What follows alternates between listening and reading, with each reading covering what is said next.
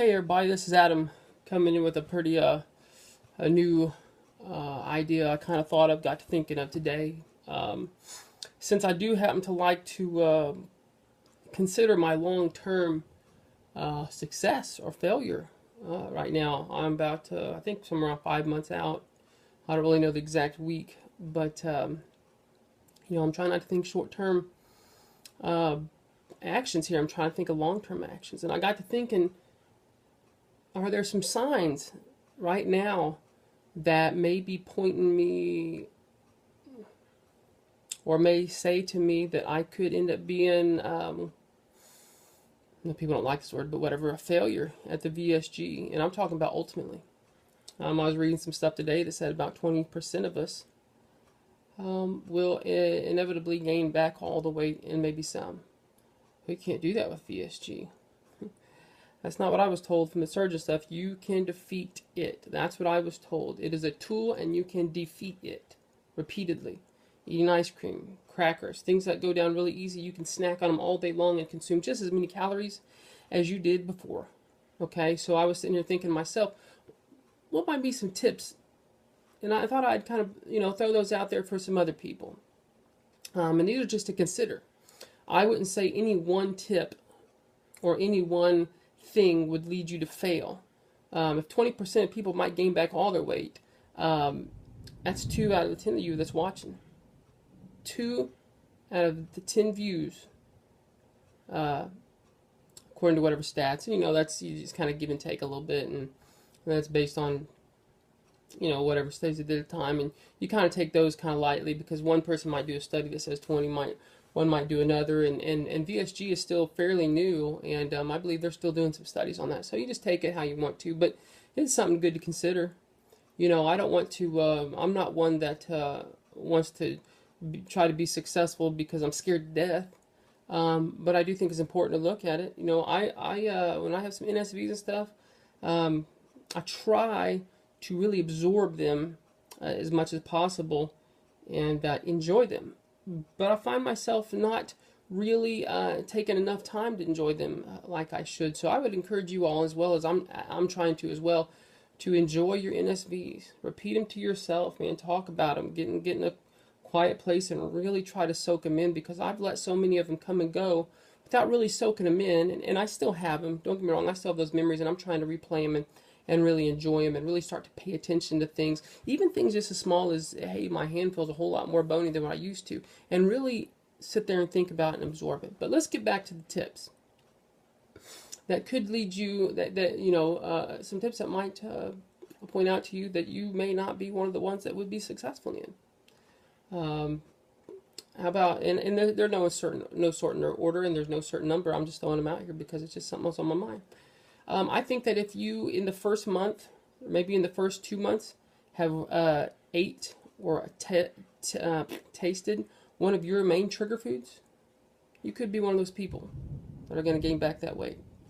If one of your trigger foods was ice cream, if one of your trigger foods was pizza, certainly if anything else that's high calories like that, if that was one of your trigger foods and you busted it out pretty early on, you might have some thinking to do. I haven't done that yet, but that it's just one of the tips I may not have done. But like I said, that one alone obviously isn't going to say, oh, you're going to fail in the end. That's not what I'm saying. Just things to think about, because it may be an indicator that this isn't strong enough yet to carry you long term. The honeymoon's good. The VSG honeymoon's good, and it's nice, and I'm still enjoying it. But we got to think ahead and get that baby whooped up there. Get it strong, get it strengthened. How about another one would be, if you are several months out and you still don't have some sort of an exercise plan, pattern, could be one of those that end up failing. Because after the honeymoon phase, when the biggest portion of your weight loss is gone, if you don't have something to keep you going, and remember, it's supposed to be just a tool, so the 2 things that really keep us going is our nutrition and our exercise, right? So if you still don't have an exercise plan and you're 3, 4, 5 months out, and if your surgeon has said no yet, then obviously, don't do it. But if he's released you to exercise and you haven't got a plan yet, you might want to be careful. It could be part of that 20%. And I was reading 20%, yeah, to maybe gain back all the weight and then maybe some, but 80% of people will see some sort at some point in time, some weight regain. That could be 2 pounds, 10 pounds, 15 pounds. And I've already seen it across the community, and it may not be a bad gain. Like I've told people, I fully expect to get down to 170 and bounce back up maybe 175, 180. That's what I'm looking for. Because that's a supposedly a natural common thing, but I don't want to bounce up 30, 40 pounds and on. I don't think that'd be good. How about if you've maybe in your first month or two drove through a fast food restaurant and picked up some fast food? That might be a good indicator that you could be you may end up failing long term. Let's see, what other kind of things have we? If you don't have a good support system, this one may, this, do what you want with this one. If you don't have a spouse, a significant other that is supporting you in this, if your family hasn't grabbed a hold of it, and this doesn't give people excuse to fail, obviously, but if they haven't, you may have in other words, if you come home and spouse is popping the old M&Ms, or it hasn't helped to make, hasn't really bought in with you on eating healthy or stuff like that, it may become more of a struggle to you, and it may be something that you need to address, or it may really cause a lot of temptations, make it hard to overcome head hunger, and maybe cause some issues down the road. Also, another thing that may indicate to you that you may have struggle being successful long term would be if you're very short out of surgery, a month or two, and you've already partaken of some good chocolate, or things of that nature, or sweets. If you find yourself, I only just had one chocolate egg for Easter, but then my son's birthday or my daughter's birthday or something, so I just had a sliver of cake, and then on Thanksgiving I'll have a little bit of pumpkin pie.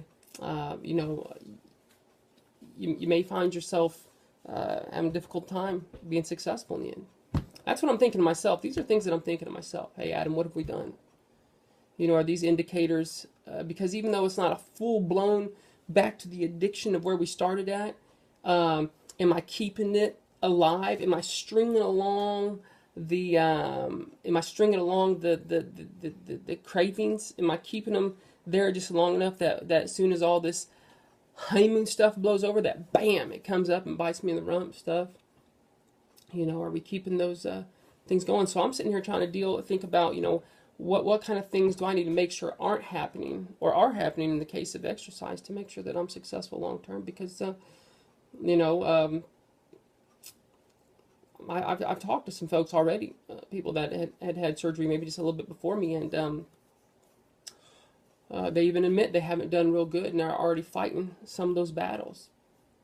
And I've seen people that right out of surgery, a couple weeks out, have taste tested their trigger foods. You don't want to put those trigger foods in the house at all. We're supposed to be eating different. Things are supposed to be eating different. I struggled with the fact right afterwards that I'm not going to eat the same as I did before surgery. In big red letters on my bariatric Bible, it said you will never eat the same afterwards. So one of the tips, another tip I would say, is if you are eating the same and eating the same foods, unless you were pretty healthy before, and I know a couple of you guys out there did real good, you've lost a lot of weight and you're picking up a lot better habits. Okay, so I'm not talking about that. But if you recognize you're eating beforehand as the wrong foods, and you've still got that going on several months outside of surgery, so you're still eating the same, you might want to take a look at that. It might make it difficult to be long-term success. Things should have changed.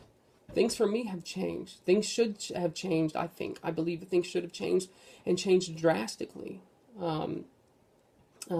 Troubleshooting is going to have to take place. Corrections are constantly going to have to be made with this VSG and stuff like that. But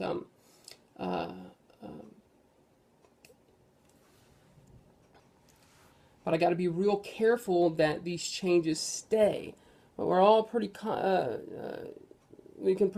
Most of us can agree that You know, our dieting before has brought our weight down, but then again, it kind of crept back. So we made some changes. Heck, I even did the South Beach diet, which I actually thought was pretty decent. Lost a good chunk of weight on it, and you know, but then I made some drastic changes. There were certain things I didn't eat, and some other things that I did, and you know, I altered the diet considerably. And then, man, it is really blowing out there. Some nasty storms.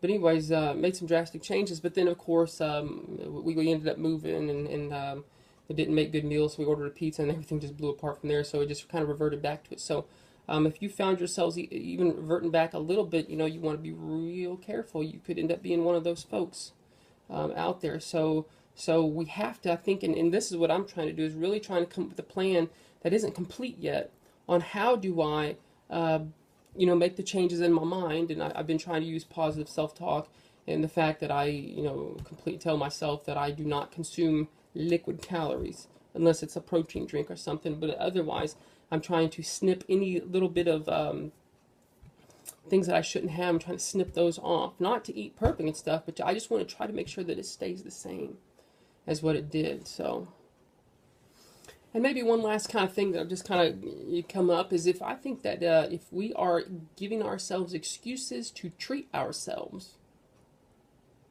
again, could end up being one of those people that don't make it, that don't stay the course, and that get past the honeymoon phase and balloon back up. You know, I don't think you know, many times I rewarded myself on my birthday with sweets. Every holiday, some reward for sweets, and I think it's real easy for us to say, well, because it's Easter, I'm going to treat myself. Or, man, I worked out 4 times this week, so I think I can treat myself. I think if we do that, could find ourselves being one of those people that don't make it to our next checkpoint, and end up being one of those people that were short-term successfully, but not long-term success. So, in closing, I wish you guys long-term success. The short-term, not as hard, still takes the work. Well, it's a long-term success that I'm thinking about. I think we need to get our minds on that long-term success, especially if it's for new people. So anyways, I wish you guys long-term success, also both short-term success. Those are just my ideas. Thanks for watching, and for any of those people that have been watching mine, the scale has moved. It is moving once again, and again, thank you to those that gave me some nice tips. So we are definitely on the way down. Even had a doctor's appointment yesterday. He was quite impressed with the overall total and the fact that things are still moving. I'm much happier knowing that either I broke the stall, or I think it was from the weightlifting or something. But I want to get down to where I'm going to be weight-wise, number-wise, and then I'm going to hit the weights and build from there. Anyways, everybody have a good one. I might get blown away. I don't know.